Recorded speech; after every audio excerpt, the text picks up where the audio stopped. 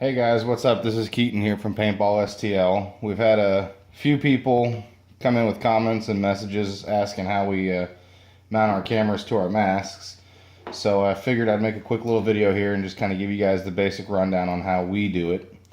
So it might be a little difficult to see, but pretty much what you're going to basically need is a basic strap, which you can usually find these anywhere at hobby stores like Hobby Lobby, somewhere like Uncle Sam's, anything like that.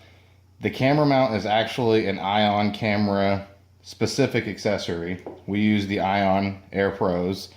They're a little bit cheaper. They have a pretty good fisheye lens on them, so it gives you good field coverage, kind of lets you see a little bit better. A lot of people use GoPros. They're a little bit bigger. We kind of like to stay with something a little bit more sleek. A couple of small zip ties. These are really just going to be for a little bit of added security. You don't have to worry about your camera falling off, but you kind of want to keep it from wobbling around too much. So what we've got, I use the V-Force Profiler. Most masks are going to essentially be the same with how they mount. It just depends on your brand, how your lenses go in, but most of them are going to have essentially the same mounting points on it. So pretty much what we have, again, 1-inch strap. If you have like an old backpack or something laying around, really the only thing you need is your little tension buckle here, because that's going to be the main part of it. Again, camera, your basic camera mount, which is going to slide in, and that's how your camera mounts in. So, get down to the nitty gritty. Pretty much, depending on whether you're a left or a right-handed shot, I shoot right-handed, so obviously I'm going to be looking out more to the right. I want it on the right-hand side of my mask. You can kind of get a good idea. You want it out of the way of the lens just enough, but you don't want it too far back. You don't want it too far forward, just enough to where your lens is going to come in. So for some people, it might be a little bit easier to have your lens in when you do it.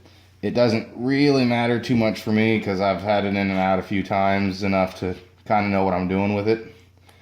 I'll get that snapped in. Alright, so, nope, missed one. Pretty much, lens in, it's going to give you a pretty good idea of where you can actually have your camera mount. So pretty much all we're going to do, I feed the buckle in through the back. It doesn't really matter. It's easier to go in through the back because you're going to have your camera strap right here going right in from where your pretty much where your headband is going to be. So you're not going to notice it as much there, which makes it a little bit nicer. So we're going to feed this in through the side right there. And the nice thing is pretty much right where it ends up on these V-Force Profilers is exactly where you want it to be. Your second, don't feed it through this top slot here. It's going to interfere with where you actually buckle in for your head strap. So you're going to want to feed it right in through this little guy right here. You can actually kind of see where mine's a little worn there from where it's been in there. So once we kind of just get that in, kind of want to get that a little basically tight. And again, you can see right where it ends, right there, and right there is going to be completely out of the way of your lenses. It's going to be right out of the way of all your little lens clips and all that, so that way you'll still have plenty of room. You don't have to worry about scuffing the lens or anything crazy like that. So once you get that in, what you're going to do, just again, it's just a basic little tension buckle here. So you're going to feed it through, feed it back through again. Maybe. I cut mine a little shorter once I had it on there because I didn't want any extra strap hanging in the way. And we're just going to get it as tight as you can. It doesn't matter, again, how tight you get it. That's really just going to be your basic just for holding it.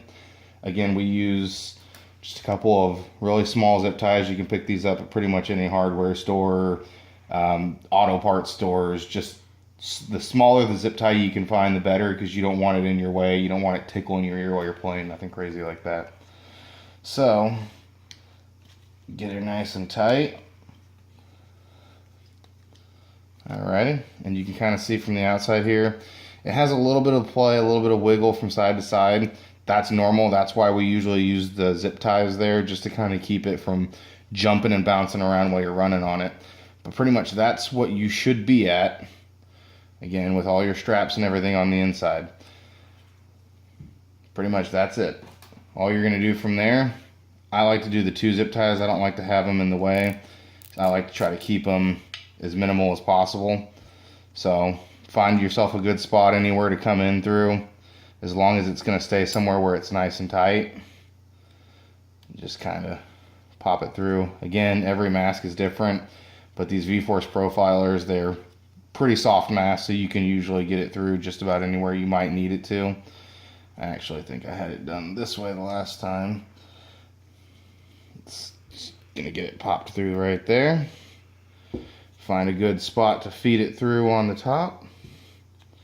Doesn't have to be exactly over it. It can be a little bit under it, just as long as you can get it to a spot where it's going to keep a good tension. And get that pretty much as tight as you can. It's not going to put any unnecessary pressure on the mask. It's going to be pretty good. Get it tucked out of the way there. I don't have a pair of side cutters or anything on me right now to cut it, but obviously you're going to want to take and trim the little leftover pieces just up to the nub. I mean, right where it locks in is where you're going to want it to be. Pretty much just that one zip tie you can see now.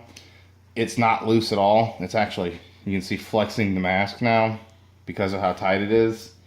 So once you get your camera, again, GoPro, Ion Air Pros, your action cams, pretty much anything, it doesn't really matter.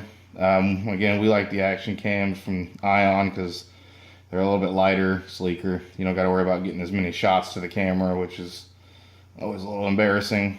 Once you got it in, got your basic mount. Again, this is going to be another accessory that comes with the camera. Certain cameras are going to come with a side mount. This is a motorcycle helmet mount. It actually has a little piece of adhesive that can go in there, but it's not sticky enough, and there's not really, it flexes too much for it to stay, so you're going to want to strap it, which is what we do.